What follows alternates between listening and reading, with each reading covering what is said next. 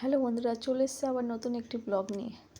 এই যে আমার মেয়েকে দেখতে পাচ্ছেন, ঘুম থেকে উঠে মশারির মধ্যে বসেছে। তারপর বিছানাপত্র গুছিয়ে তুলসী গাছের জল দিয়ে এই জামা কাপড় আছে অনেক, জামা কাপড়গুলো ভিজিয়ে দিয়ে চলে এসেছি একটু ব্রেকফাস্ট বানাতে।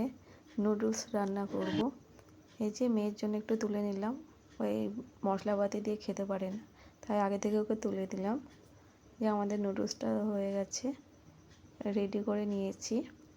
এবার আমরা খেতে শুরু করেছি, আমি আমার হাজব্যান্ড। এই যে আমার মেয়ে এখন খেলা খেলছে। তারপর জামা কাপড়গুলো কেচে আমি, আমার হাজব্যান্ড আর মেয়ে ছাদে মেলতে এসেছি। অনেক জামা কাপড় হয়েছিল যে আমি মেলছি। ছাদে আমাদের মেলা হয়ে গেছে।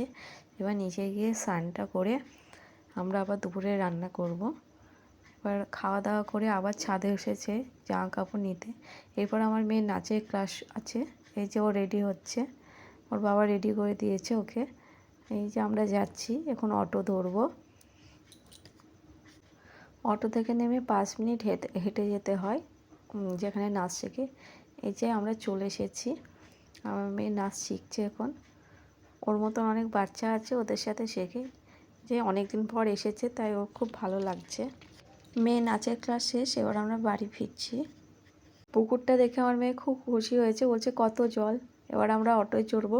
চলে আসছি পরের ভিডিও নিয়ে। ততক্ষণ আপনারা সাবধানে থাকবেন, সুস্থ থাকবেন, ভালো থাকবেন।